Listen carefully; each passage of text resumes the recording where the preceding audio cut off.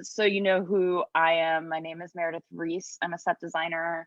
Been a member of Wingspace for, I don't know, 4 or 5 years. I also have a studio with Wingspace, so I'm like in our home base. I use she, her pronouns. And yeah, like I said, joining you from Lower Manhattan. Kate?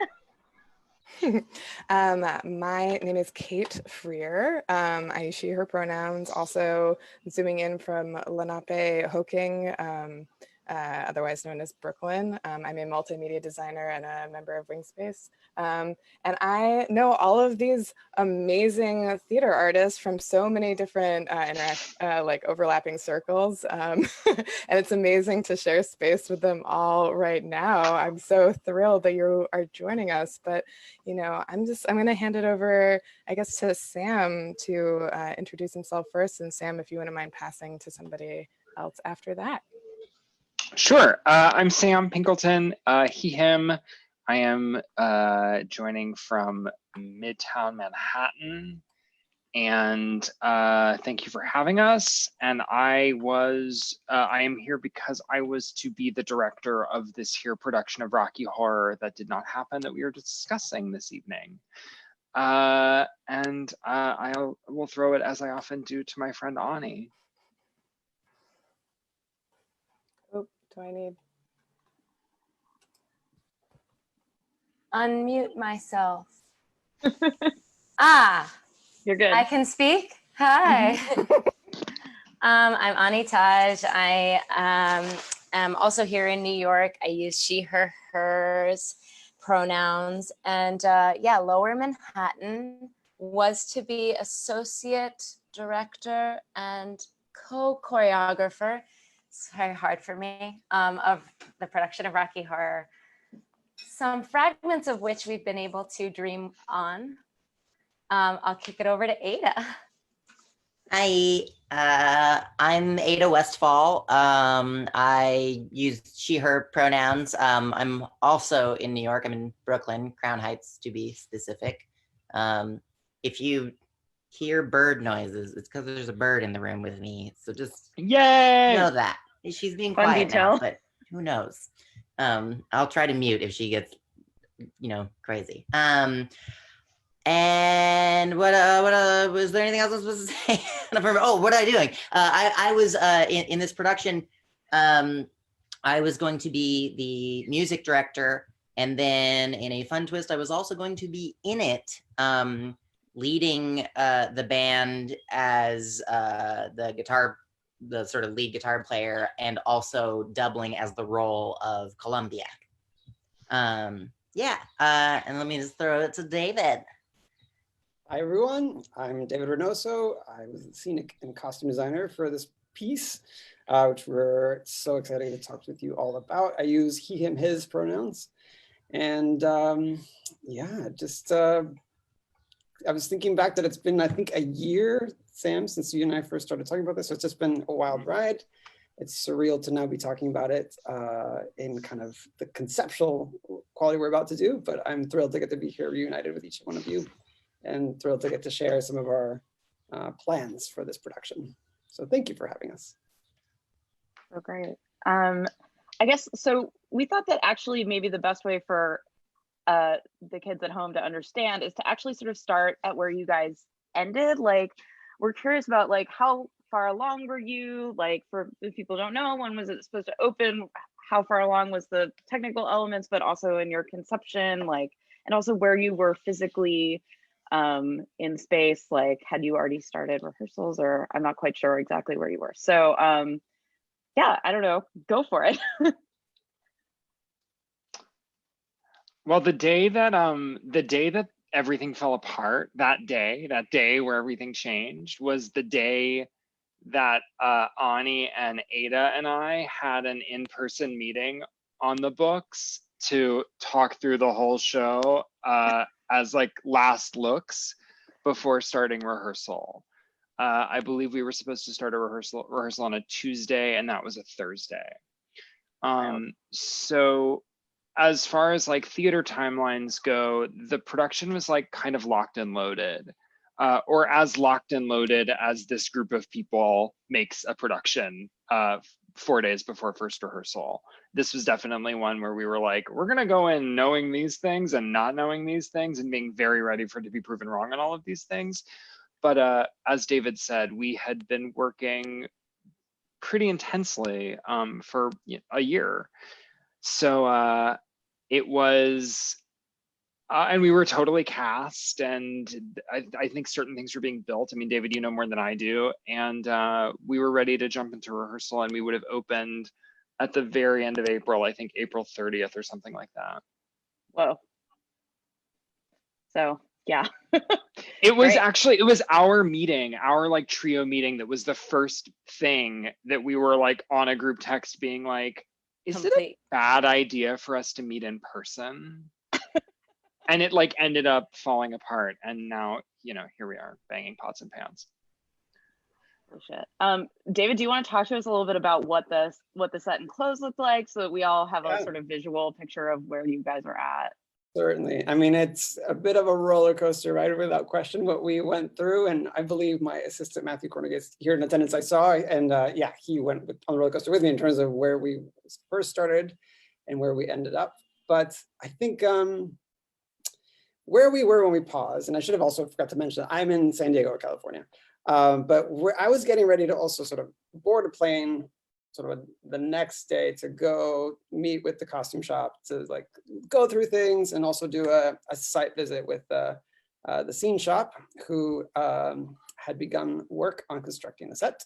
And I didn't know, I mean, I think they were sort of halfway there in terms of. Oh no, they were that far along? I mean, they were pretty. Oh wow, I didn't know that. Like, I'm curious to know actually wow. where that stuff is now and what's gonna happen to it. But yeah, I mean, I was gonna also have a meeting with there's been multiple shops. So ACT doesn't have a full-time scene shop, and so they end up bidding out the work to multiple shops to be built. And so there were going to be elements that were printed, painted. There were elements that were going to be built that were dimensional. But as far as the look of the show, I thought it might be useful. I mean, at some point, I'd love to show you kind of our initial Pinterest board.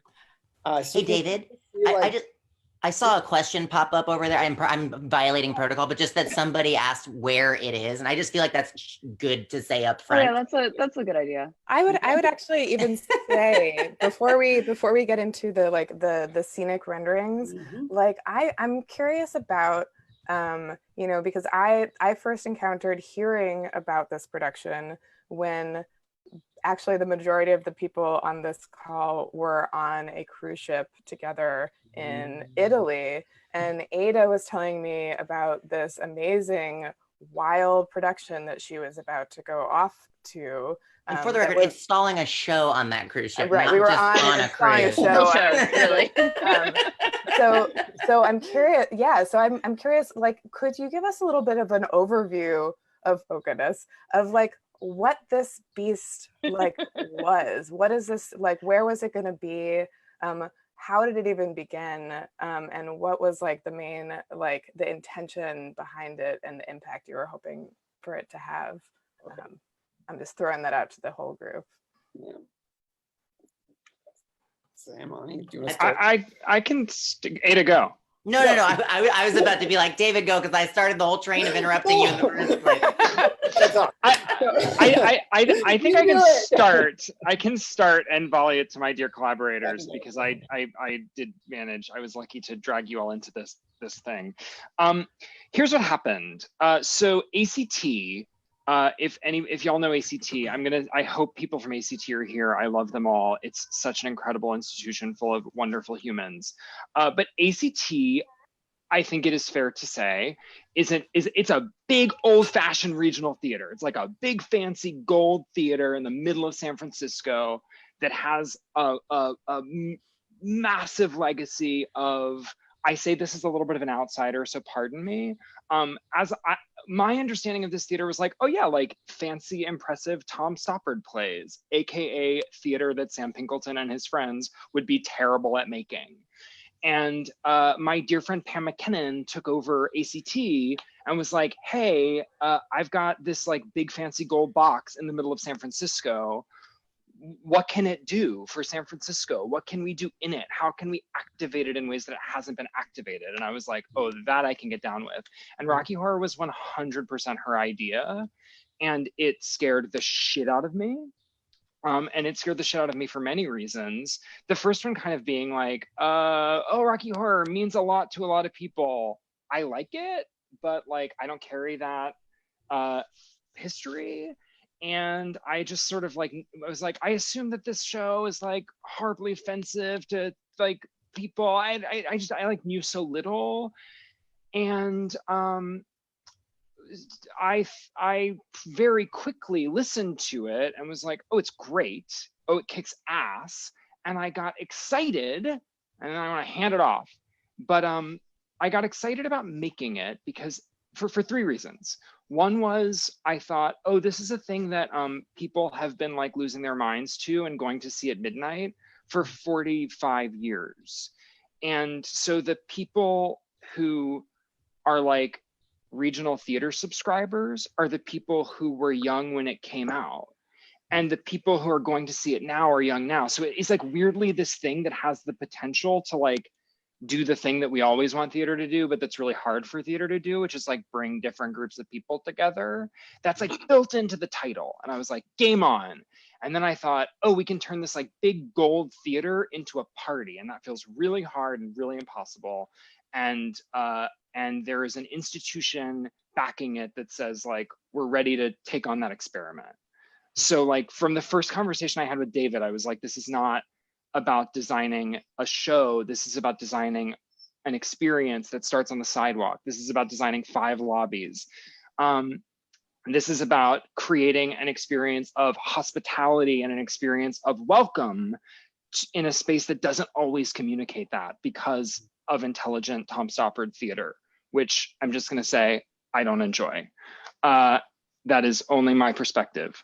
And then the third part is that I thought, how cool that we're being asked to do this big production in San Francisco. And it's like not trying to move to Broadway, and there's not like weird secret money attached. They're just like, come do this in San Francisco, and it's gonna exist in San Francisco, and then it's gonna disappear. And I love the Bay Area, but I'm not from the Bay Area. I'm a visitor to the Bay Area. And so it instigated this incredible sort of research frenzy of trying to figure out how to make a thing that is for, like really for, and like with the Bay Area, that the Bay Area will come to and be like, hey, that's me, that's for us, this is for us, this is our party. It's actually much more important that it's their party than it's my party. And so I had those 3 thoughts in about 10 minutes, which is how long it took me to say all of that. And immediately I was like, well, I can't do this without Ani, and I certainly can't do this without Ada. And then I met David and was like, oh, I can't do this without David.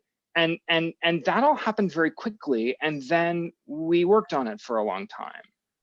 And now I'm never going to speak again. No. Hey, so Ani, I'm curious, like when Sam approached you about collaborating on this, what was your first, what was your way in? What was your response? I think it was like just a gut, like, yeah, hell yeah, fuck yeah. But without, I had a similar history with Rocky Horror as Sam, which is that I was not a lifer, but I did see it as a teenager and was sort of like jaw dropped. Things were sort of activated in me that hadn't been activated before. And I was like, what the fuck is Tim Curry doing? And so it definitely stuck with me, but I didn't like spend decades deep inside it. So this was like, oh, I know it's a yes, but now I get to do a deep dive and understand more about why. And the community activation part of it that Sam started to speak to in terms of like connecting with San Francisco organizations, individuals, other arts groups, was something that obviously like hits a lot of, it just like punches a lot of satisfying buttons for me, because Sam and I have a long history of doing things that sort of exist between the world of party and performance and dance nightlife. And so this notion of like taking a show that has a really raucous social interactive component already built into it historically, and then like busting that out into a building that is not ready for it seemed like a really natural, exciting fit. So yeah, we embarked on that together, and I really like in earnest joined the process at the open call, which is when I finally like got to San Francisco and got to see people in the room and understand what we were looking at in terms of a community of people like reinventing a thing on stage, or at least we hoped that would happen. So we had this big old open call on Halloween Day in San Francisco where people came in bonkers, batshit costumes and like showed us a little bit about what that show could be. And it was totally insane and thrilling because like, first of all, that was Sam's, I think, big time advocacy. That's true, Sam, right? That like, they don't necessarily always do open calls at these theaters. And it was the really first one for ACT? It was the first, as I understand it, it was the first one for ACT, though I hope there are ACT friends in the chat who will correct me on all points. Yeah, I mean, just also to like clarify for the people in the room, like basically what you guys did was a fully open to anybody who wanted to show up audition process. I'm very excited to talk about that. But I think I want to just circle back. So I also am curious, Ada, so did you come on as well at that like early stage in the process, and did you like musically approach it in that same, I'm curious about like how the music intersects with this kind of idea of community openness and fucking with the gold box? Yeah. Well, let's see. The way I became involved was I just remember I got a phone call from Sam one day. The weird thing is I don't actually remember when it was. I feel like it was halfway through 2019-ish. Something it like was that. Early. It was very early. Maybe sooner than that. Yeah. What is time? What is time? I mean, part of the reason, you know, I mean, there's so many reasons why this was such a heartbreak to have this thing fall apart. But you know, I really was looking forward to, I mean, we all were looking forward to it for like really a long time, like more so than many other shows I've been involved with.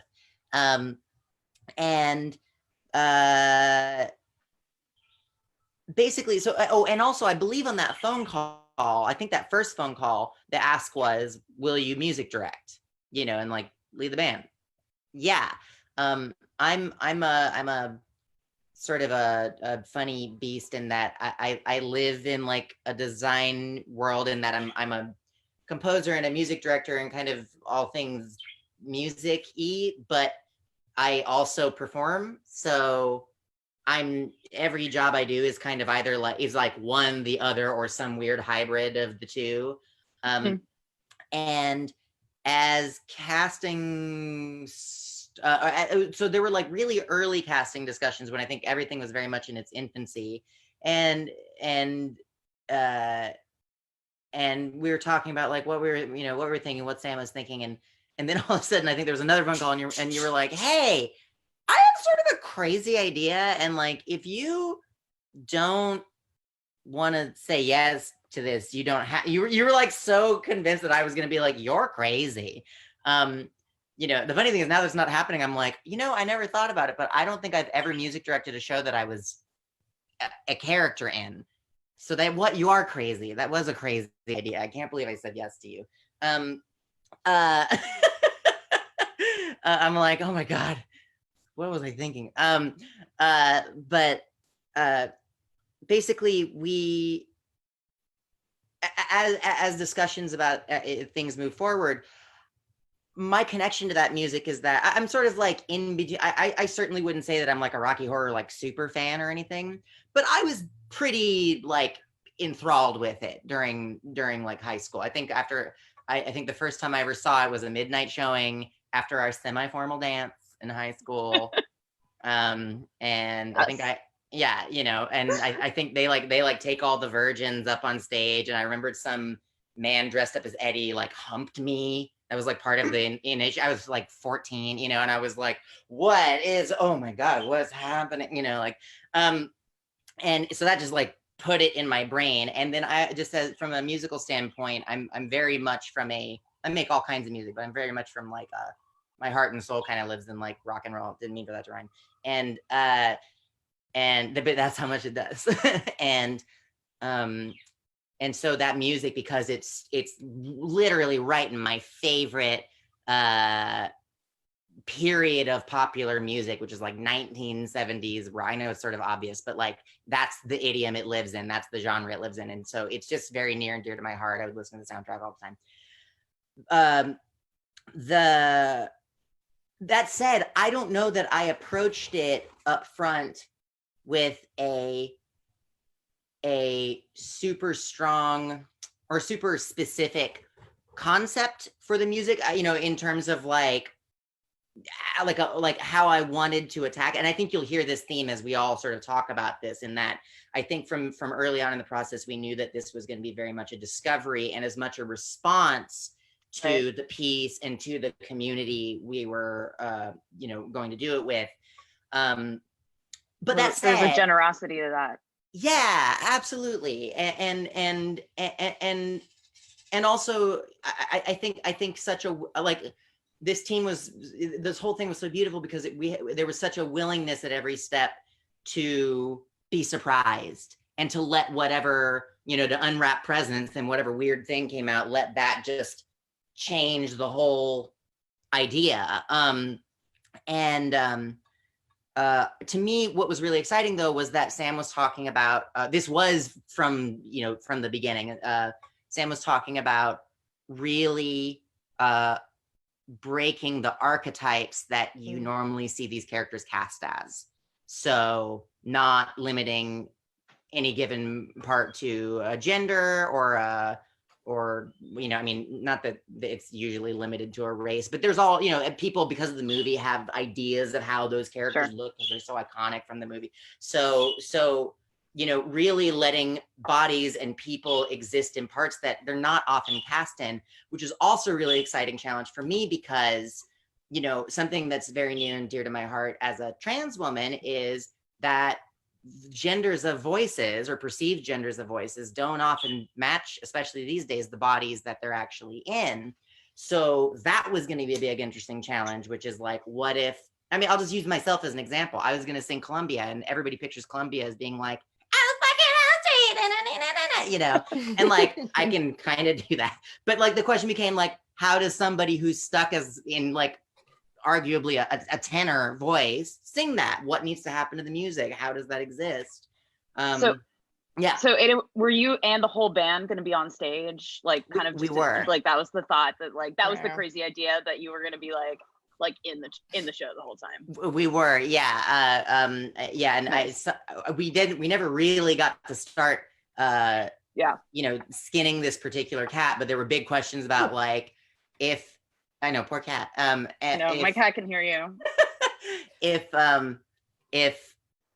what happens if I got to play a lead guitar line, but Columbia has a line, or that kind of puzzle. Well, Ada, I think that's like a great, thinking about space and placement of performers is a great way to kick it over to David also, which both in like thinking about the space and what your entry point was, as well as, was a comment right now in the chat, which is like, there is this like mind meld that happens with these three collaborators. They've been doing so much work together, and they have, this shared vocabulary and history.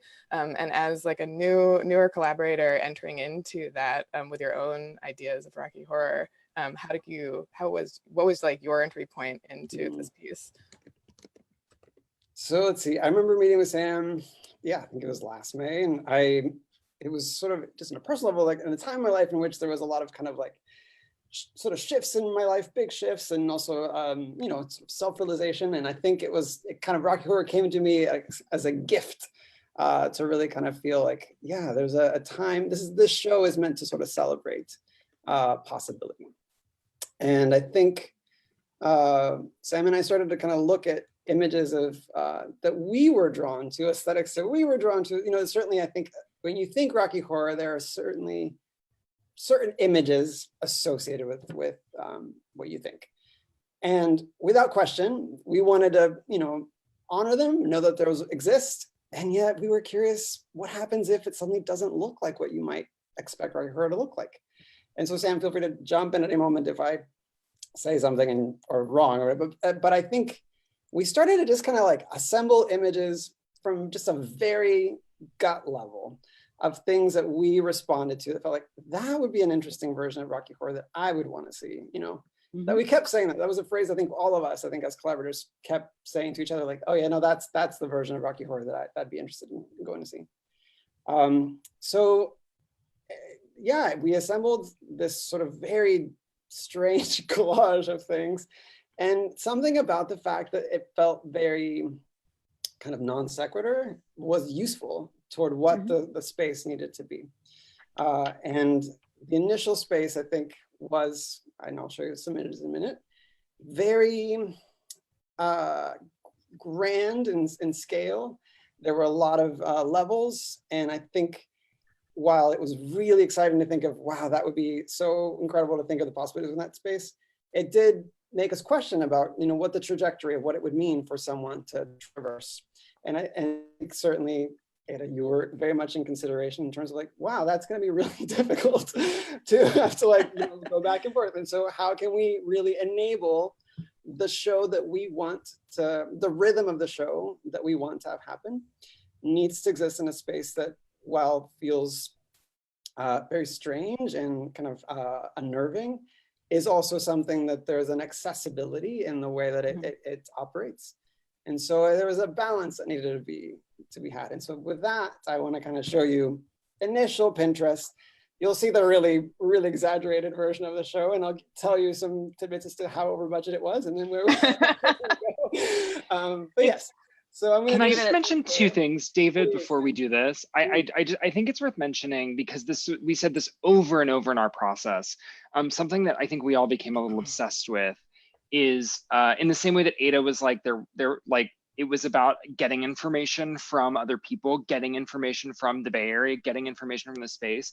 I think we all were pretty fierce, and I know, David, I'm capable of driving you really crazy when it comes to this, but I struggle with like theater taking place somewhere, like being like, we're setting it here, because like it's theater and it's fake. And what my favorite thing about theater is that it's fake, and that we're like in a room together. Yeah. So at every point, we weren't like, it's a conceptual production of Rocky Horror set in ACT.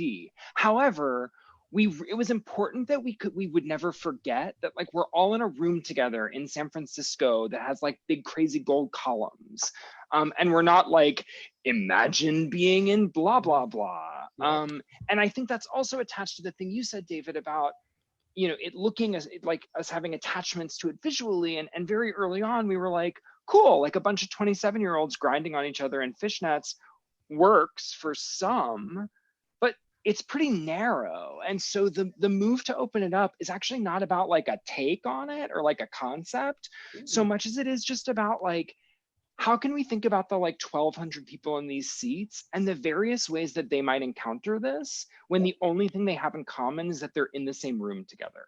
Yes. And that was I don't know, that felt like a real North Star, even as we were like looking at pictures of like bathhouses and stuff. Yeah, I want to see these pictures, and definitely feel free to like over the photos. Start with like a very quick scroll of our Pinterest, and then we'll look at some where we started and where we were going. So I mean, you'll see just like you know, without question, we did not want to lose sight that it's a work of science fiction, but sort of what does that really mean? You know, it's certainly, we were interested in having a bit more color, you know, things that felt like they were assembled that might look like they were assembled from cardboard and tinsel. I don't know, you'll just see that, but even though these all feel very kind of all over the place, you start to see that there's a through line in the fact that it's a space where I think the chaos does sort of is an invitation for everyone to be welcome here in this place. And I think so also, David, you mentioned the phrase non sequitur, and like looking at your research, I'm like, oh yeah, this is totally, it's like about that like little joke that like totally stands out and also totally fits in the world. Like this is all like, it's really, yeah, that's rad. That's all. And Go also on. we can't forget that Rocky Horror is like a great piece of queer mythology. Yeah. Like it is like capital Q queer. And that means a lot of different things to a lot of different people.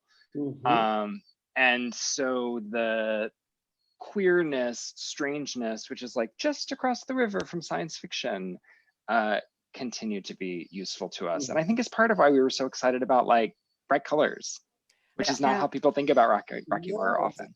Yeah, I mean, Sam, I think that's such a great point.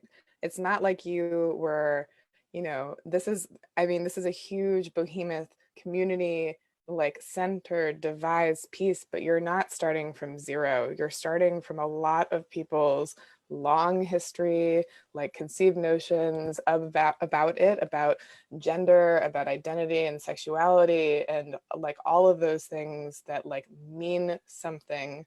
So like how do you go about creating something like this? What is the process like? How do you actually put that practice, like all of these ideas into practice when you are trying to include that community feedback, when you are like devising for this space and like with this community? What does that actually mean? It's a really like beautiful sentiment, but like what is the practice of that? Totally. Small question. Well, David, what happened next? Well, here, I do think one thing that was important, a word that I think is key to what your answer there, Kate, and I think speaks to what the image is, I think we didn't want to lose the fact that there's joy to be had in this production. And I think that's sort of a key ingredient we never wanted to lose. And I think color felt interesting for that reason. I also think, while it's the horror aspect, does not mean that color is not welcome. And I think there can be some really frightening things that happen in very colorful, bright spaces. And in some ways, that tension was worth pursuing. So I'll show you where we first started with kind of our initial impulses. I'll see if I can do this full screen here. So started with a very, I don't know, a space where there was, many levels, felt like staircase that would go up to nowhere. There was kind of a sense that, that it was, you kind of didn't know if it was both like, was this an old church, an old hotel, but then also like, but you also, it didn't have a sense of location, but felt like it was all things and yet no place, with a weird slide that was also going to do something really terrifying. And then I think the idea of something really kind of weirdly theatrical, romantic for floor show. And then we started to really lean towards this idea of doing something rather monochrome. I think a lot of the images that we were drawn to, Sam came to me and said, have you ever seen Holy Mountain, the film Holy Mountain? And I confess I had not, and watched it and was, astounded. Everybody has time to watch it right now. It's my favorite movie. Gosh. You should all watch it. So it's great movie. Yeah. I literally have it tattooed on my arm. Do you? What a girl. I literally do. The thing that struck us about that movie is, there's every scene, so kind of stunning, and even the color arrangement and everything. So it felt like whatever we landed on, the gesture of it needed to feel strong, and that like it was a gesture and there was no apologizing for it. And I think that was going to definitely sort of spill out beyond the proscenium. I think one thing I think Sam touched on, but it's important for me to really emphasize, is that we wanted it to feel alive outside of sort of the proscenium setting. It was, and I think I come from doing a lot of immersive theater work, and I know that word's loaded, but in terms of this idea of how storytelling can happen just by walking through a space before you get to a space, I think there's just all the information you absorb, the qualities of what it feels like, all that activation needed to happen before you even got to your seat. So there was interest in having installations all over sort of the lobby on multi-levels. Wild. And then also, David, you said something really smart early in the process, because we all felt like, you said many smart things, I'm sorry. We all, there was like this, we very stubbornly through this entire process were like, we can't really know what it is until it's cast, because we were so like fierce, I would say, about casting individuals and casting, we cast the entire thing from the Bay Area except for Ada, And it felt like those humans were really going to give us information about what this thing was asking to be, because, you know, the sort of constitution of this show is don't dream it, be it. It's this like incredible, as David says, like joyful, positive expression of like, be who you are. And so the kind of foundation of that is about the bodies that you're seeing. But of course, you know, in a design process, it's like, you can't say we're not designing it until after we cast it. It doesn't work that way. Well, and when we were thinking about, ACT was really gracious and patient. I mean, they were. I mean, because I think that was something that, you know, really, it was a North Star for us, well, and another North Star. And I think it did inform our strategizing in terms of how, you know, how we could maybe just assemble clothes ready to go for whomever it was that was sort of cast in that part. And that, but I think it was really going to be, in terms of costumes, there were gestures we were interested in, but we knew that if the performer was, if the empathy, sort of the pulse of the performer didn't match that vision, we would scrap the vision and sort of like really harness that energy and celebrate it more so than I think a prescribed design. David, as you're going through these like gorgeous renderings, also, I'm very curious, and like in those initial conversations that you were having about like what this world was like, I'm curious who were the other designers on the team also that you were like doing some of that mind melding with? Alex Nichols was our is a lighting designer for our project. I was functioning sort of as set and costume designer, so it's sort of putting on that hat as needed. But it's a role that I take on both roles for the productions and quite love it, and it works out okay sometimes. But I think there's something about illustrating the whole picture and then keeping in mind, like, all right, this is a very incomplete rendering, because in the back of my head, I'm thinking, the composition is incomplete in the fact that this costume of this person or the energy of that person will really counterbalance that. Okay, now knowing that this is the color that we're going to think about, we want to make sure that then, all right, we will never use that color on someone's costume. But I think it's a good team. It was a good team. I think the thing that's important to also mention is that ACT has an incredible staff that are essentially their dance partners in this, and the fact that they are able to understand, and really they wanted to understand the heart of the impulse of the design, so that then on the technical and sort of budgetary and all that stuff that is sort of in mind, that conversation was one that led to solutions and not one that led sort of to just like, you can't do that. And I think that sorry, did you also have a sound department, or forgive me, yes, you have a sound designer as well? Yes, and for some reason the amazing Jessica Paz was going to be our sound designer. Jessica Paz. The one and only. Yes. Damn. Which I never got to meet, but we had many phone calls. Hardcore. But so this version of this set was certainly a little lofty. We got some numbers back in which we were, scarily over budget. But then so that area, there's some brainstorming that needed to happen, and we had a very kind of quick sort of reassessment as to what our goals were. And so you'll see where we landed and from where we started. You'll see some of the initial impulses are there, but I think it's worth kind of showing kind of like both to see what it was. So these are sort of color renderings. I sort of color eyes based on kind of what my assistant Matthew did. And you'll see kind of where we were. We wanted the initial image of Brad and Janet to almost feel like it was in this weird sort of like diorama sound state. I mean, it could evoke all these things, but it felt feeling pretty contained in a space that felt frightening. We didn't know what to make of it. And then maybe it was sort of draped in plastic and all that. But then kind of like, there was a partition in this really ominous curtain that's sort of the entrance to the castle. Brad and Janet get in a bumper car, and that's what they drive through, and sort of thumbs up. And then sort of that, so this curtain was going to have a zipper in it, but then, and then sort of that's sort of the entrance into the castle. That then sort of explodes into something like this. And thinking that this is sort of a vinyl strip curtain, sort of a welding curtain that's sort of bright orange, speaking in terms of kind of the Holy Mountain and those kind of colors of composition. These are colors that I think were going to be the lead for the space.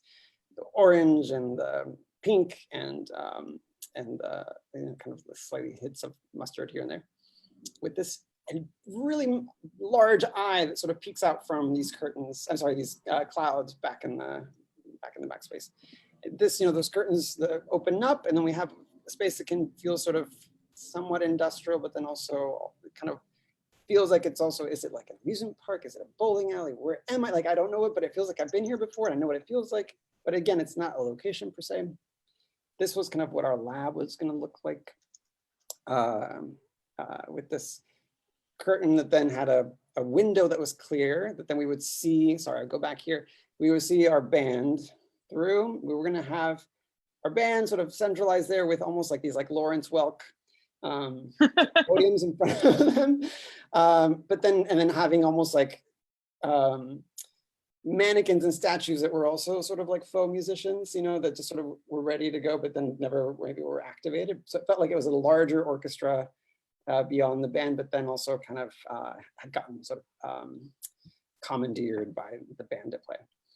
And so those it's 3 flying trusses that bring in all this stuff. These trusses, there are these lights. There's an upper, very large platform. Essentially, this staircase. There's some entrances here and here. If you can see my cursor or not. Stage right to left. This sort of hospital center door, but it's almost like a almost restaurant warehouse door. That then beyond it is a white tile wall that we're going to do some sort of frightening things to. And then another curtain, this would be for kind of a bedroom. I don't know if Sam, if you want to touch on how we got here in terms of for the Brad and Janet bedroom scenes. Yeah, we got here because Rocky Horror is full of weird sex scenes, and I hate sex scenes on stage because it's fake and creepy, and my worst nightmare is I have 2 worst nightmares. One is actors feeling unsafe, and the other is an intimacy director telling actors how to have fake sex. I don't want to do either of those things. So Ani and David and I got excited about how to make those sex scenes feel more like what they are, which is incredibly silly, like almost vaudevillian expressions of temptation and like trying something you've never tried before. And so in the world before coronavirus, we were like, a ball pit would be fun. Let's set them in a ball pit, just because it felt exciting. I mean, I just felt, because Ani and I really were thinking about the staging process as being somewhat devised, we felt excited about the opportunities in rehearsal that a ball pit provides, but also thinking about something that where like the juicy stuff is obscured to the audience, but not in a like naughty moralistic way, but actually in just a like, yeah, we're in the balls, so you can't see us. You're just seeing balls flying everywhere. So we felt excited about and balls are funny. Balls are funny. And so we felt excited about that experiment. And that is one, honestly, where like, I'm excited about where we landed in the design. And I feel so certain that we may have gotten to day 6 of rehearsal and been like, this is a terrible idea. and we have to think of something else. Like, I think we all felt so ready to cut that. Yeah. While we're in the ball pit, I'd love to just kick it to Ani for a second and ask you about like what you feel like the dance was going to feel like in this show. Like, I obviously I know the movie really well, but this feels like a space that has like a lot more potential for like movement kind of all over the space. And like, how far along did you get in terms of thinking about all that stuff? Yeah, I mean, I think we were hoping to cover a lot of ground all over the theater, both for like things during the show and after the show, and in the audience too.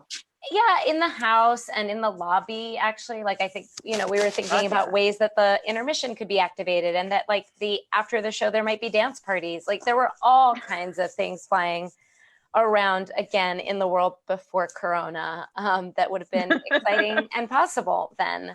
But I mean, I'm going to sort of like loop back to the way we've been talking about a lot of these things, which is it was going to start with the humans. I think for this show especially, like there was no way we were going in there with like, 18 counts of 8 canned and ready to go and like, here, learn it. And particularly because like, don't dream it, be it is the thesis statement of the thesis statement of like, I'll say our production and maybe lots of other work that we'll do in the future or on Zoom. I think we were like interested in seeing who these people love to be, right? The people in our cast who were like wildly inspiring and weird and imaginative, and like to look at how those people move and like what their most outlandish version of themselves moves like, and to kind of build things from there that feel raucous and exciting and inviting to people who move in all different kinds of ways, because I think we all on this little group feel a little bit allergic to like pirouette, big kick, it's like that's not the world of the show, and it's not the world that we're interested in rendering. So yeah, it's going to start a lot of it with the people and that devising process. We like had a spreadsheet on the day of the meeting that Sam referenced where everything fell apart. We did have a spreadsheet of like 42 prompts, some of which were about movement, some of which were about like dumb things you can do with props. And, we were going to go. I don't know why you do that. No, I know you couldn't possibly imagine. I have no prop-centered dance that we would be making. But yeah, we had a list of assignments to explore in week 1, and I think we're excited to learn a lot there. We really wanted everybody in the show to feel like the kind of best version of themselves as a way to empower the audience to actually feel like something might be more possible for them than just like getting their car out of the garage and going to have dinner. And that is a unique opportunity that the show provides. So part of the plan, David, and also Ada, I have a big question about, was to have like interactions with people out in the house. Like, were you both musically like and also scenically engaging with that? Like, what was I know how much theaters love it when you put things into their architecture. Yes. Especially when it's antique. There certainly were, I mean, that kind of threshold crossing was something that was very much considered in the design, and there were staircases that we wanted. I mean, we would have loved other ways of doing that in a kind of more dramatic way, but that kind of interplay and also what worked sightline wise, and maybe also didn't matter if it worked sightline wise or not, felt exciting. I think it felt like, yeah, it would be amazing to feel like we hear reactions up in the balcony of something. It's like, what's happening?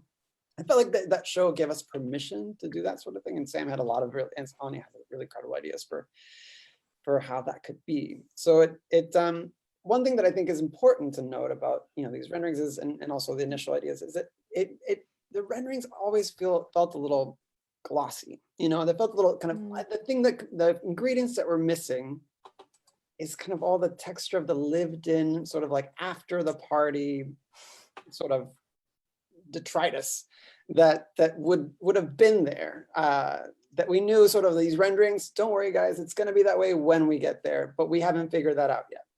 And so I think instead of the renderings being and the draftings, all that being so prescriptive, and same with the blocking and the possibilities of costumes, there had to be room for discovery and room for playful discovery, I think, more than anything.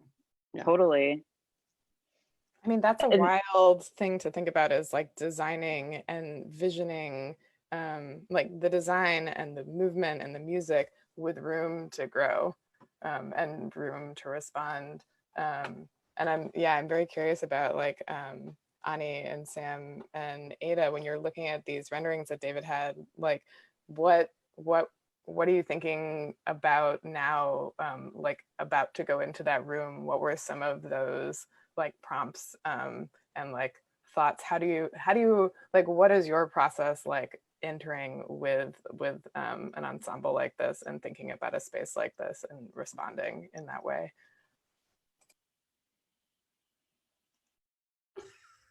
Quiet. Go, Sam.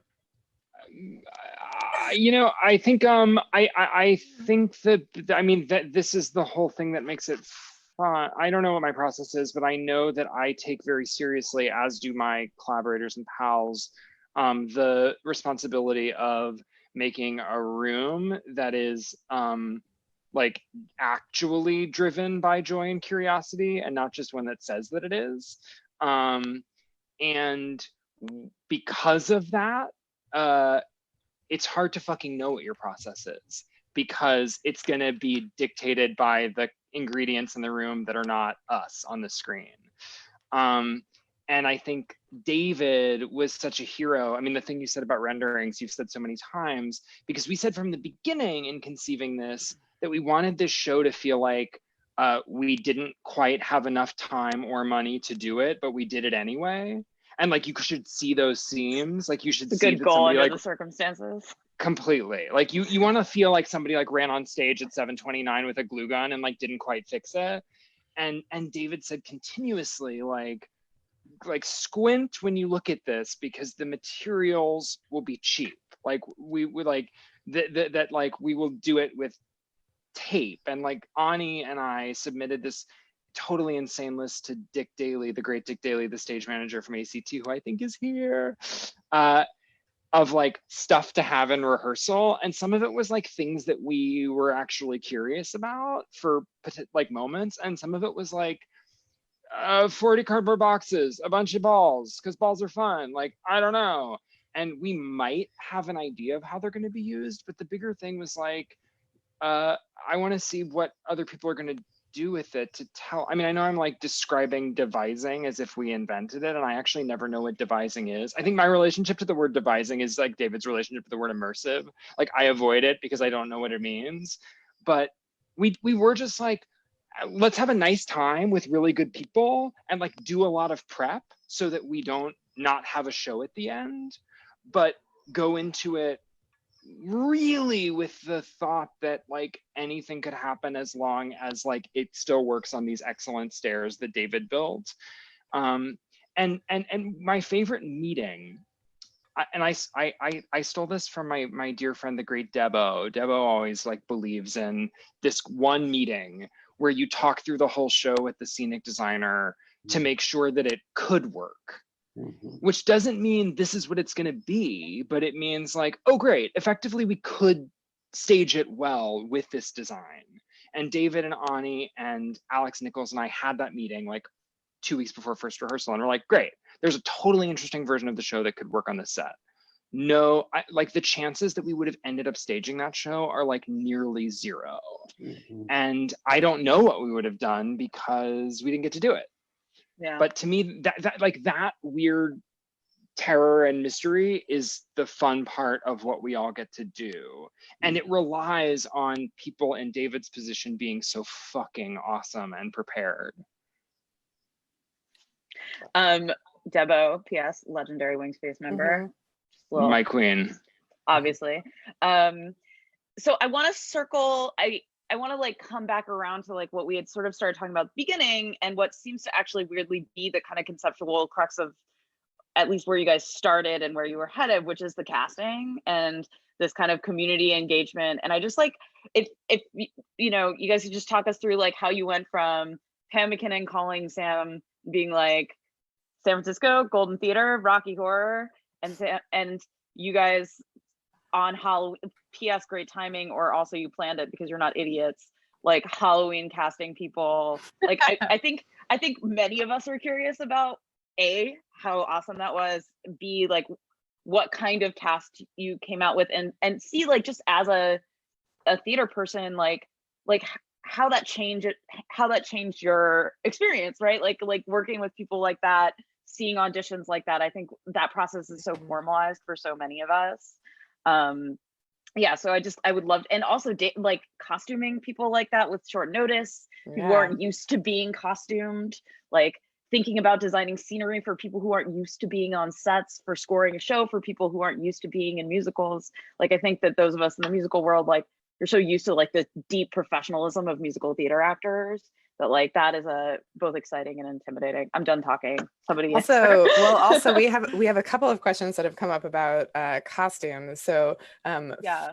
like I think maybe definitely tackling a little bit of that conversation about casting. But David, do you happen to have any costume renderings with I you? do have a few. Ooh. Show mine. I really liked mine. I'm so sad about mine. You all want to talk about Yeah, let's talk about people and look at Yeah. pictures of them. Yeah, Okay, I please. can show pictures, you can talk.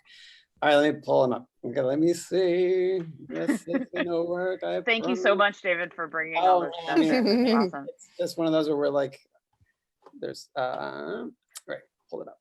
Okay, is that the one I want? I'm just gonna do desktop and you guys are gonna get to see everything. No, here it is, found it. This is not what I wanted. Okay, but we'll see, we can make this work. Full screen, can you see it? Yeah. So these are some initial images for sort of like idea for Frank. It felt like if that was the set and sort of Frank has sort of created, this is where he lives, he needs to also have something about him that is equally bold in color. And it felt like this color, sort of neon green, would be amazing on that set. So some ideas for like how he would then we'd see him later, sort of Grace Jones sort of vibe. These renderings certainly were done after the casting. You know, there was a lot of research images that were in sort of lots of Dropbox folders once casting was finalized, and it was, you know, I started to kind of like, all right, let me see if I can find what this, you know, and I know these people's sort of look is, I can maybe start to render them in a way that that would feel like within the show. Sam and Ani, can you talk a little bit about who your Frank was? He's so fabulous. So, Ada, were you at casting too? as I a music was. director? All amazing. three We're of all us there. were there. It was one of the most crazy and beautiful experiences I've ever had. Sure. Truly. Oh my God, that coat! Stop! Don't stop. But yeah, our Frank, I'll just say who he is, and then feel free to jump in, Sam and Ani. Is this incredible actor named Rotimi. I'm gonna say his last name like a total gringo here. Agbabiaka, I think. We only knew him as Rotimi, like Cher. We yeah. just called Rotimi because I know famous. his name, Like Cher. but for sure he's yeah. he was like And Cher for me. he came in and just did the most incredible. I think he came in as an actual, he was called in, right? Not from the open call day. Is that true? I think so. Yeah. Yeah. And we had him sing that bit of the floor show at the end that we've cited so much through this. We had him do don't dream it, be it. And it was, he had the ability to at once make that lyric and that performance feel, I mean, not that he in any way remotely resembles Tim Curry, but had that element of just magnetic energy. And, and you could feel like, oh, wow, this will carry to the 300th row back there. And then also it felt like he was singing the song like right to you. And I think that was a moment where all three of us turned to each other and went, yeah, that one, him, yep, him. He's amazing. Was he a professional actor? He is a beloved Bay Area actor. Yeah. Uh-huh. And in a weird way, like, I think one of the things that we were all excited about in casting this was, the stories and experiences that people brought to it, and actually not entirely separating who they were off stage from who they were on stage. Mm-hmm. Our Magenta, who I think is here, Keiko. She's here I saw her in there somewhere. Keiko! Hi, Keiko. She's a founding member of the San Francisco Mime Troupe.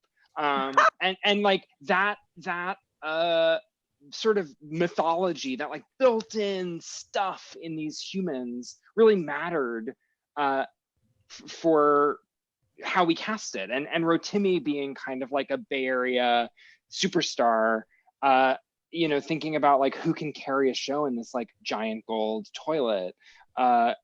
Having someone who is beloved by Bay Area audiences was meaningful. And I would say we've all said it in many different ways. Like one of the things that we were most excited about with Rocky Horror was making it a really joyful, silly experience. Like it's thought of so often as being like kind of arch and sinister, but it's totally silly and fun and absurd. And then underneath that is like weird razor blades. And Rotimi completely had that. Like he was just like a clown with who could turn on a dime, which I think is much of what makes Tim Curry so crazily, spookily sexy and awesome. Mm-hmm. Yeah, totally. Oh my gosh. Oh, Oh my gosh. Just, God. I'm so sad it hasn't happened to me. Will you just make me the costume anyway?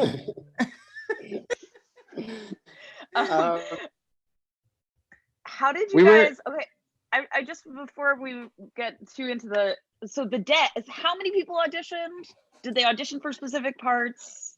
What was it like in the room? People on that day, right? On the open call day, and then we did a couple of days of with appointments and stuff. But in that open call day, I think it was like almost exactly 200 people. Our eyes were crossed in our heads by the end of it. It was crazy. There's something about auditioning. I mean, as I think several of us are former or sometime performers, and like that job is soul killing and evil a lot of the time. Like the job of showing up to audition for people that often give you nothing back and make you feel small. Like that's my experience of auditioning. I don't know, maybe you're just hearing trauma from musical theater, but there is there's a way that it goes that I think is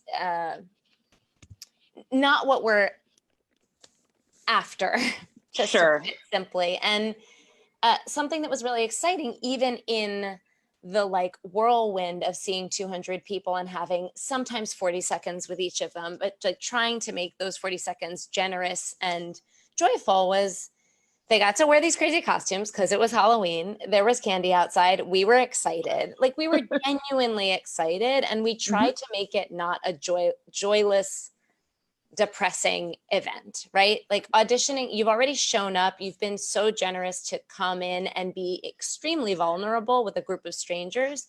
So I think something that Sam feels really strongly about, and we all feel strongly about, is that we at least give those people like a nice time in that exchange, in the handshake. And people really showed up to that, like that invitation. They came in really insane outfits. Whoa! Can I show I think I have a picture of the one of Towley. Towel. I can show it because you can't see his face. I'm gonna find it on my phone and maybe I can share. While Ada looks for that, we're just gonna tell you that there was a person who came simply dressed up as a towel. My favorite. And it was a lot of respect for that. Our favorite thing we've maybe seen ever. For anybody who watches sci-fi, we had the ACT was kind enough to bring us like a pile of just like shit of like feather boas and cheap masks. We're always clowns. So we threw on stuff to be in the spirit for sure. I'd also say like it was very easy. Like we got to sneak a lot of stuff by on this show because it like works for Rocky Horror. But in fact, like there are actually like bigger things about process that have nothing to do with Rocky Horror. And I think we all are pretty firm believers that like the process is the product. And so for a show like Rocky Horror, like if we're saying like we want to make this like big community experience of hospitality, like talk is cheap. Like that is an easy thing to say and a really hard thing to do. And it has to start with like creating a nice time for the people who might be working on it. And that isn't about like, are you right for this or not? It's like, hello, you're a human. Thanks for being here. Let's have a silly time together because we get to sing and dance for a job that is not going to be safe in 6 months. And I think that like that had so much more to do with informing both the casting and honestly the like overall conceiving of this production than like, how are we going to do Rocky Horror? Like we could think of a million great ways to do it. That part's easy. But the hard part is like creating a space for a lot of different humans to like do a fun thing so that even more humans have a nice time. Yeah, I sort of wanted to lead that to another question. Oh, Kate, am I interrupting? No, that's exactly what I was going to do. Please. Right. I mean, having it's sort of like to the room in general, but Sam and Ani also having worked with you on a different project, though equally hilarious, maybe so. Anyway, I'm curious about like this idea. I think there's like a real generosity in like even in what you're saying, but also like having worked with you, like there's this like kind of like this desire, not only for everybody to have a good time, but also for everybody to like grow together, that like you have an approach that like gives your audience some agency in that room. And I was wondering if you could tell us a little bit about like not only in this show, but also your work with like the Dance Cartel and even your most recent Dis Dance Party. Like, I'm just curious about like, it may just be your natures, but like, I feel like you do give a lot of consideration to creating kind of welcoming environments. Question mark? Sure. Sam, interrupt when it feels right. Maybe it comes from, I don't know. I mean, like I could sort of psychoanalyze this. I mean, like Sam and I both have experiences of being outsiders in certain micro communities that we are a part of, right? Like the musical theater community for me was like round hole square peg, or like just like feeling endlessly like I couldn't fit whatever it was supposed to be about. And yet I knew for me, and I think this is true for probably all of us, I loved the singing and the dancing and the funny. I loved it. And I was like, why can't like weirdo freakos like me be part of that thing? And I just, for anything that I do, whether it's like making lasagna or having a dance party or doing a show, I would like to create a little tiny bit more of the world that I want to live in that activity, right? So my hope is to build the shows, if it's shows, or parties, if it's parties, or events, or social distance walks, whatever, around like the humans that are there, and to sort of like leave space for those humans to ideally flourish, right? Like, and I don't always know how to do that right. We have to kind of come up with the guidelines and the rules as we go sometimes, because we don't always know who's going to be in our room and what that's going to dictate and teach us about the process. But it feels very urgent, I think, to us that there be a lot of spaciousness there for people to be authentic versions of themselves and to not have to like negate or suppress parts of it because it's not right for the role. So like very much of the casting process, like I think I'm just echoing one of you now who pitched the question, is like, it's not about, are you right for the role? Like who are you? How about that? And like, then we'll start from there. And if it's like, you know, people we want to build stuff with, we just try to let that lead us, I think.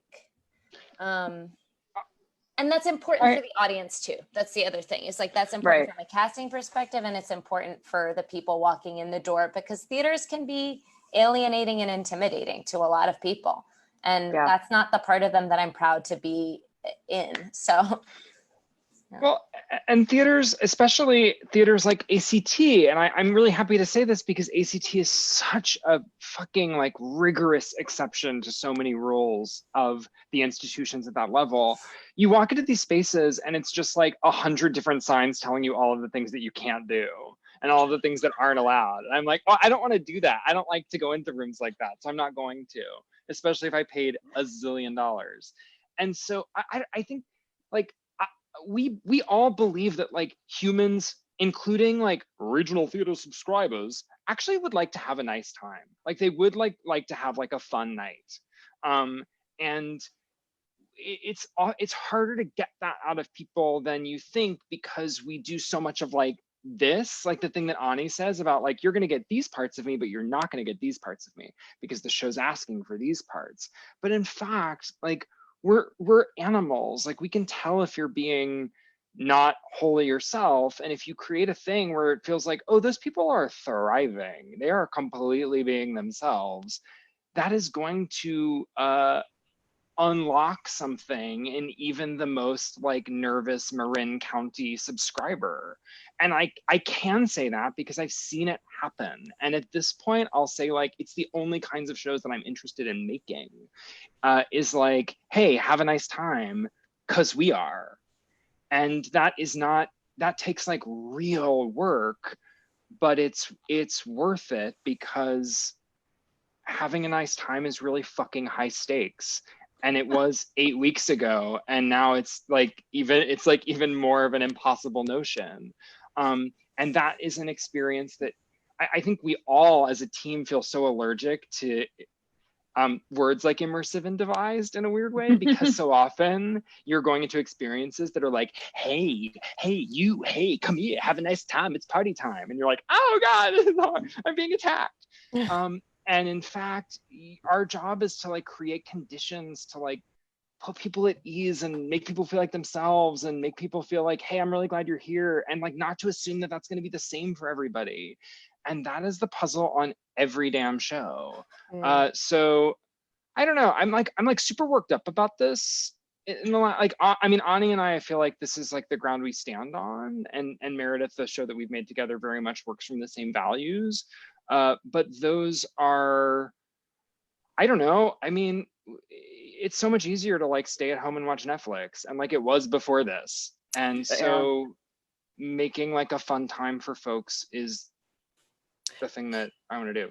Well, I'm gonna stay on the same path, but I'm also gonna say that after this question, we're gonna sort of open it up to a little bit more of a loose Q&A. We're hitting about 8:30, just so folks know, just being, that whole what is time.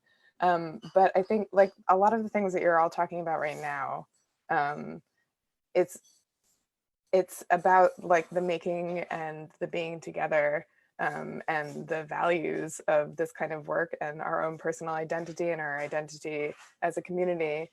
And we're in this time where we actually can't gather. Talking about this room that was going to have 1,500 people in it, or however many that you said, we're in a time right now where that can't actually happen in it, and will potentially not happen for a long time. And so in this like moment of reflection, and like reimagining how we go forward together as a community and the work that we want to be making, like what from this process would you want to take forward with you? What are the things that are just like intricate to the work that you want to be making and the way that you want to be making and leading with those particular values? Well, I can definitely say from, I had this sort of like, I mean, a lot of people on this, I almost called it a phone call, this Zoom call. What year is it? Had a version of this experience. You'll see what I mean in a second, but I had this sort of 1-2 punch this year of doing 2 shows, like they were supposed to be sort of back to back and kind of happening at the same time. And they've both kind of gotten bulldozed in similar ways, though not exactly, which was that there was the show that actually, Kate, you were working on with me on the cruise ship, that was directed by a dear friend of many of ours named Andrew Neisler.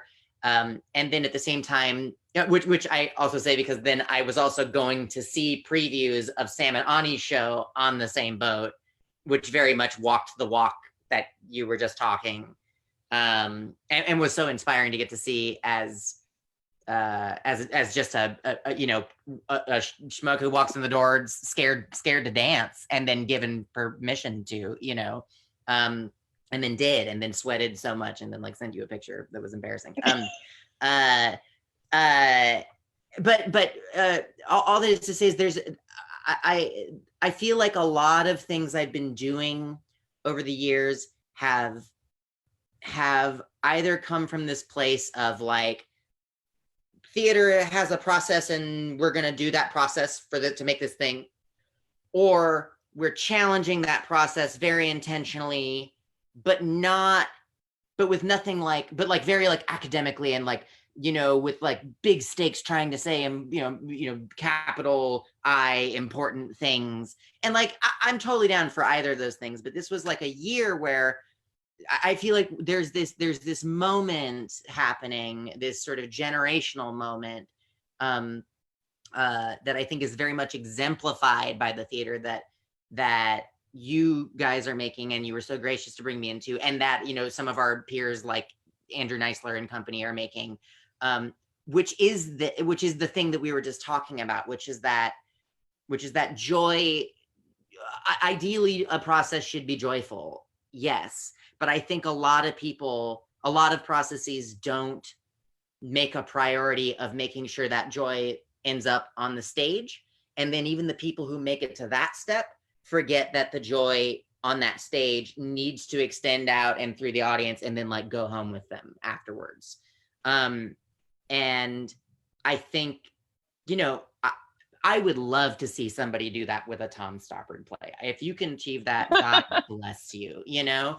But I think that ultimately what the call becomes is that the art has to bend to the artist, right? And I think that is something that I've been taking with me from all this, even though we didn't get to actually do the damn thing, which, you know, is that I think joy and fun and happiness and inclusivity and all of those qualities actually can be, and if they're done right, almost always are more powerful than trying to make an important piece of art. You know what I mean? I obviously, there's lots of important pieces of art I love, but it's just a thing that really speaks to me and is really exciting, and it's something that I would like to see further as a trend in the theater and the art that's being made right now, and the live experiences that exist. And you know, it was, even though we didn't get to do it, it was just such a blessing to get sort of pulled into this group of people and this way of looking at creativity, really, and relating to people. And like, I never would have thought I would have walked in. I never would have thought I would have designed a show around the city it was in. There's a thought. You know, that never would have occurred to me. It never would have occurred to me to cast a show and let the casting of the show determine what the show kind of is. And it certainly never would have occurred to me to like invite just whoever to show up, you know, go bonkers in front of us. I never have been in a room of people who were so committed to making sure that everybody was treated not just humanely, but like family. You know, people we've met for 2 minutes while they sang a weird like Barbara Streisand song dressed like a towel, which by the way, I found that picture and in a minute I'll show. You know, like that, you know, if you had a camera in that room with us, or if you'd been present, you would have, you know, and just like, if you woke up out of a coma, you'd be like, what is happening in this room? These people are crazy. And this is like the silliest thing ever. And if somebody was like, they're making like a really potent piece of theater for a really huge stage at an important like institution, you'd be like, no, clearly they're not. Like, clearly that's not what's going to happen. And the truth is like, yeah, you can make something that potent that way. And I think that's so important. I think that's like an important lesson for like a young artist, but I think it's almost even more an important lesson for like an old haggard one like me.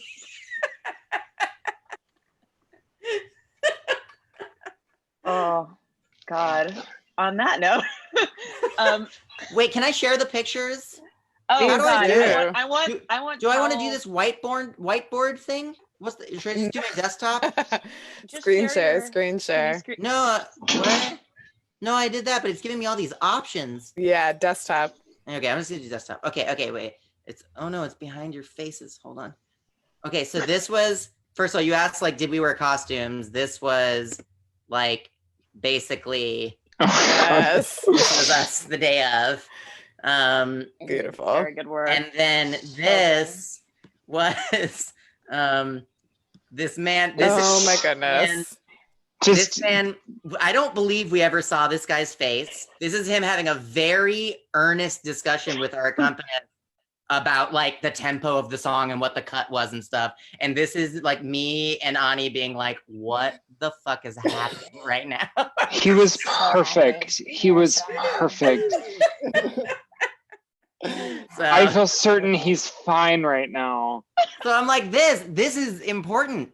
We were making something really important, and this was a valid, really, and I would argue very important part of the process of making the important thing, you know? Anyway, that's it's back, right? Excellent work. Okay. So same question to everybody else, and then also if anybody, please raise hands, participants in our space right now. I mean, I don't know. This I think is sort of one that I want. Sam, I don't need to kind of like expand on, because I think it's important to talk about how you wanted the floor show to feel. And I think that sort of touches on the kind of ultimately the pulse, the heart of the show, and the spirit of inclusivity, celebration. I don't know. Do you want to kind of expand? Because I feel like that felt kind of noteworthy and remarkable to me. I'd not consider that it could be that. I think, I mean, the thing that I think can't be forgotten is that we were going to do this show at ACT. We were going to do the show at one of the great, like, LORT A regional theaters, old school regional theaters. And it felt really important to all of us to not pretend that we were doing it in a basement in the Mission. We were doing it at ACT, at the Geary Theater. And so the floor show that David references, for those that don't know the show, is later in the show, and it leads to this sort of hymn of don't dream it, be it. This like, as we've all said, like this like thesis statement of like, oh, this is what the show's about. Like, don't dream of who you are, just become who you are. And thinking about that in the context of like a big old school regional theater, like who's out there, who's watching this? And that might be like a lot of bookish people in their 70s. And how do we create something that is not like, hey, we're cool, we're doing the cool show at the regional theater, because that's so boring and so easy. And I think it's like a weird mistake that we've all kind of probably made at times, right? Of like, we're gonna come into your institution and fuck it up. Well, that actually alienates like a huge portion of your audience.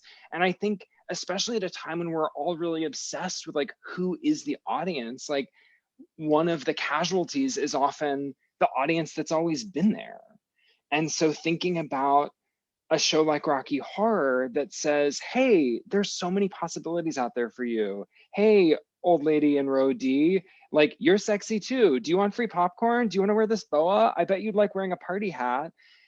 And thinking of ways as a group to make a to make don't dream it, be it apply to everybody who is sitting at ACT, not in a basement in the Mission, felt impossible and exciting, and like a really fun equation to work out at one of these big theaters. Because I do think that it's, for people like all of us in this conversation, it's a different process than if we were like, hey guys, let's do this crazy Rocky Horror on our own. That's not what we're doing. And don't dream it, be it, plus who comes to ACT, plus who do we want to come to ACT, plus who will come to ACT now because of all of these things, felt like really worthy and hard. And I don't think we would have gotten bored with it in the process. Would have had a hell of a set of previews, I imagine. Woo! Jessica Paz on fire in row 12. Yeah, for sure. I don't know how to see it. Kate, you're better at Zoom than I am. I think I have a couple of questions from the audience, but I want to I feel bad because I don't know the answer to the question, and I don't think anybody does, but I think that one of the things that's so exciting to me listening to you talk about this show is that there's something very specifically located to place and specific humans that was taken into very serious consideration that I think is delightful. And in a placeless spaceless, physicalless world, and your answer can totally be, I'm filled with despair and never want to speak to you again. Like, how do we, like, no, but, you know, I think it's a really interesting, I think digital audiences are a totally different kind of version of the world. Yeah. And I know that I personally am incapable of contemplating it. And I'm curious if in your adventures in the last 8 weeks that we've all been stuck inside, you've encountered any exciting digital audience integration, or like how you're feeling about it all now, having had to give up this like very physical, real relationship with humans for a digital one. I just put that out to the world. Sorry. You know, Sam said this thing about the production that we kind of held dear to us, about not having enough time and not having enough money, right? Then that being sort of like a guiding part, you know, it's guideline for the production and how we were looking at it. And I honestly, like, I feel like it's a time that's full of despair for many of us, and we can't do our jobs the way that we usually do our jobs. We can't really do them at all. But the restriction of not enough time, not enough money, and now not any space, right? Gathering space is kind of incredible, and is going to require us, I think, to get like really, really resourceful about what connection means and what is enough and how we get it. And like, it's probably not enough to just meet on Zoom all the time, but like, you know, you may know I've gotten some satisfaction by like seeing people on Zoom and dancing with them, and like finding a way to dance to the same song and putting a stupid light on in my house so that I can feel comfortable doing that. And like, that's just the distance thing. And I don't know where it goes in the future, but I do think the like scrappy way, like that Sam wanted to sort of bring our history of working in weird basements and dance clubs and like music venues and, you know, like public parks, like whatever, you name it, into a big fancy gold theater is like, that's going to stick with us wherever we go, even when it's digital space of like, we're just going to find a way to like have a laugh together. And I don't know what it's going to look like in 6 months. I don't even really know personally what it's going to look like tomorrow, because this thing has been so fast evolving and it is brutal, but I don't know. I had another thought bubble there that's maybe going to come back to me, but I somehow think that we're going to be resilient, because that's how we've been for a long, long time in our weird world of making stuff. And because Sam has like always had extra duct tape in his back pocket. And I'm like, we're going to figure something out, but it's not going to look like it looked before. I don't, and that like when people are like, oh, how aren't you excited for when it goes back to X? And I'm like, no, and I don't see that. Yeah. I think there is like a real parallel actually between throwing a crazy Rocky Horror into ACT's big space and throwing a Dirty Dance Party on Zoom, which to me is like the most kind of clean format I've ever seen. Like there is something there, right? Like there is something about the digital space that has like an intimacy, like you're seeing into my house right now. You know what I mean? Like there is a weird, and you have to kind of forgive people their lighting or whatever.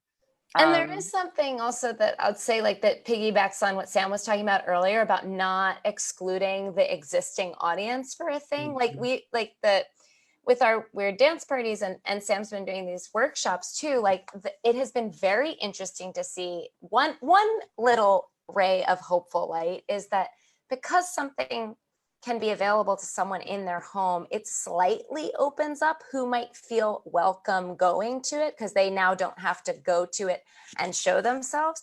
So like at distance, we've had like some incredible elderly ladies just like doing their dances in their kitchen. And it's like nothing makes me happier, as you might imagine. And like children, babies too, right? Like people dancing in their what is that called? I'm not in the driveway. Driveways is a thing that you have when you live when you live in cars. And like, you know, with Sam's workshops too. And I feel like there's opportunity for this in many different forms and media, that like it just means access is a little bit easier potentially, as long as you can figure out like network and mouse clicking stuff.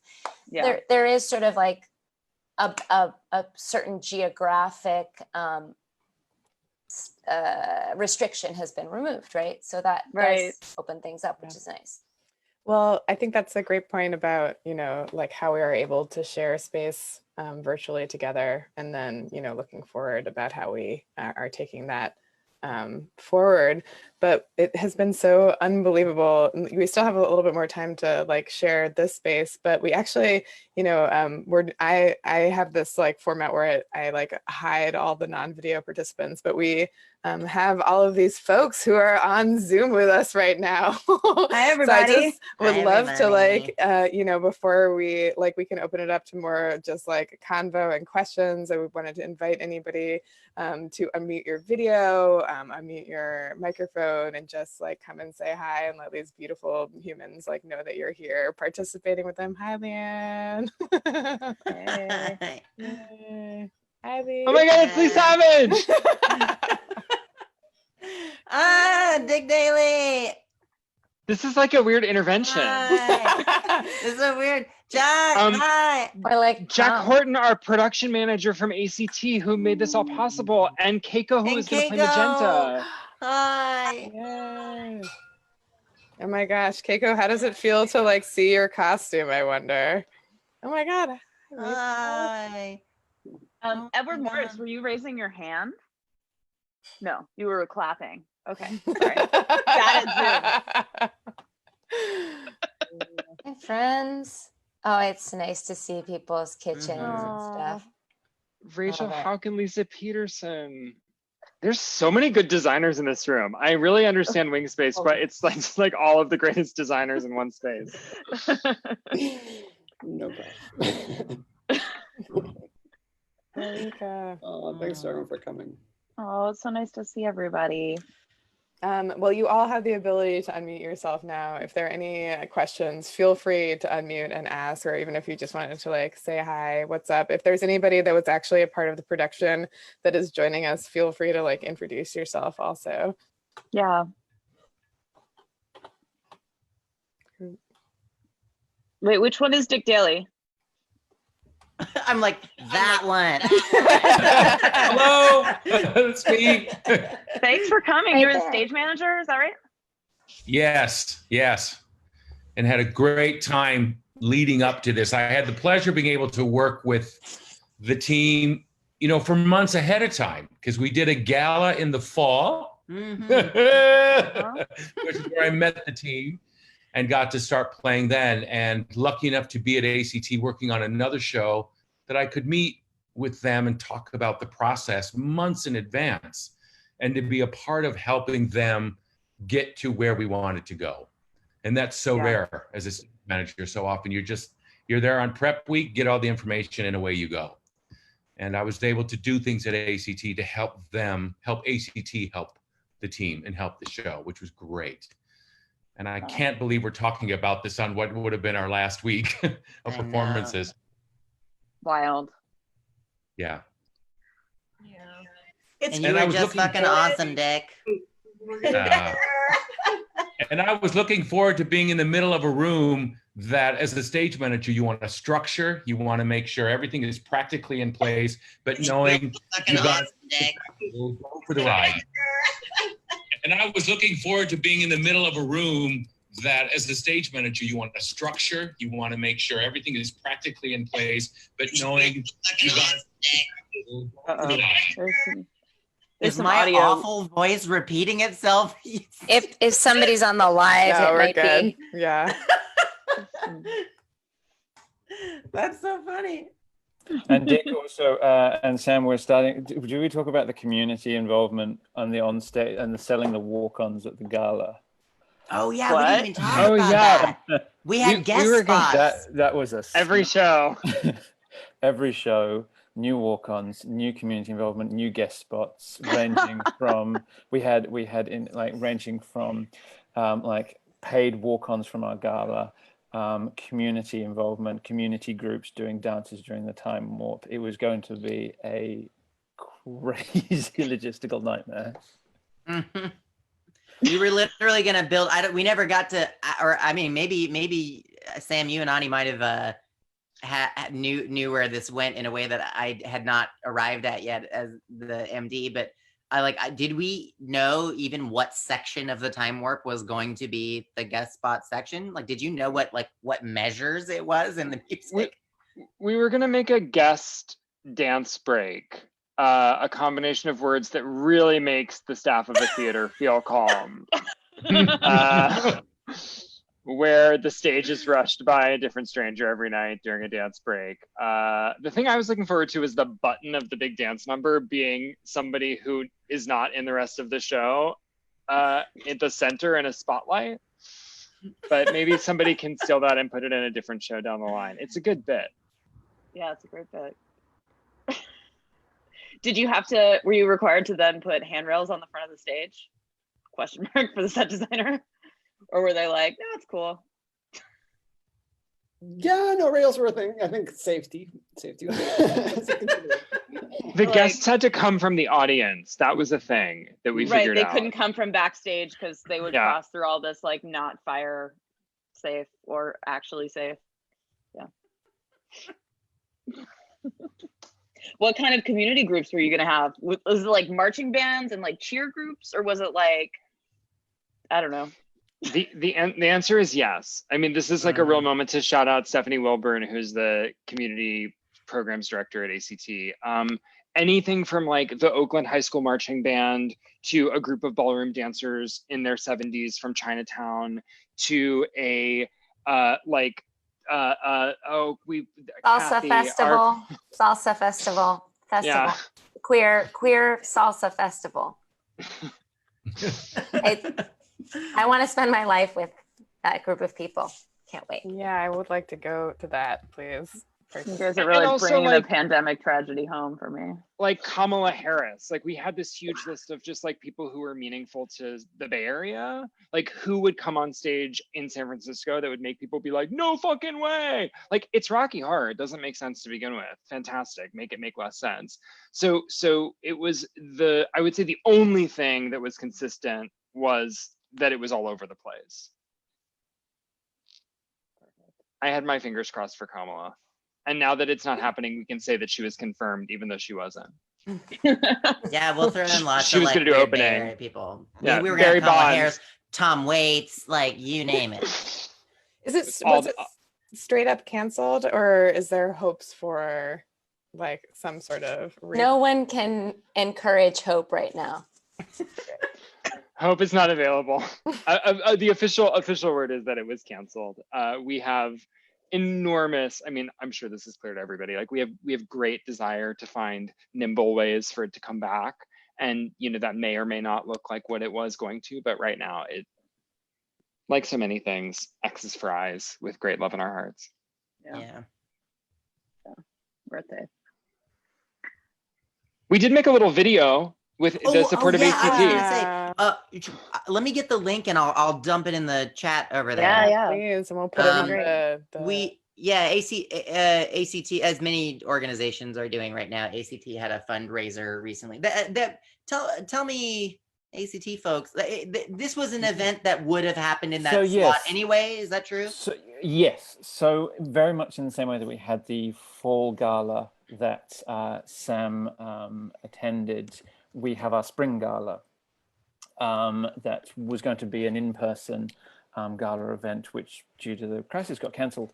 So we moved it online and we renamed it Spring Forwards and made it an online fundraising. And we had an amazing time with the host, Anthony Viniziale from Freestyle Love Supreme, emceed it and just did this amazing night. And part of that, Sam and Ada and Annie curated this like amazing piece of footage and just this design of this Rocky montage, which Ada can share the link to. That really just beautifully encapsulated everything that was about this Rocky production. here it is over in the chat window. That's the link to it. It's on YouTube now. This is a link to ACT was kind enough, Beryl, our fabulous video editor extraordinaire, was kind enough to cut it out of the much larger like webcast of the whole event. Although, you know, if you have a couple hours to kill, it was a really beautiful thing, so that would be worth watching too. But this is just our little video, and we literally just took a big cut of that number we've talked about at the end of the show called the floor show, and kind of jigsawed it together. And then much in the tradition of these sort of cast number videos that are happening, we had our whole cast record their vocals and I assembled them all. But ours is, I think you'll see if when you watch it, much more in like the spirit of all of the stuff we've been talking about and of Rocky Horror, and a little less like Brady Bunch singing musical theater like a lot of the other ones, which are also just lovely.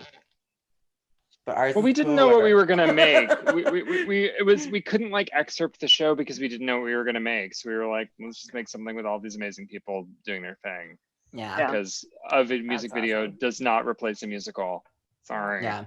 No, not even remotely. But everybody came through. Like it was so nice to see that like all the people we cast because we suspected they were big freaks, they were like, okay, well, this is my only chance to be the freak you cast me to be. Like they showed up, and it's really fun. It's a really bittersweet, but you know, emphasis on the sweet little video. It's lovely. Cool. Well, I'm gonna take this moment to I'm gonna stop our stream on Facebook and stop our recording, and we'll just leave this space open for everyone to hang out for a little bit. But I wonder if everyone could just, you know, wave goodbye. Bye. Bye. Thank Thanks you. for having us. Thank you.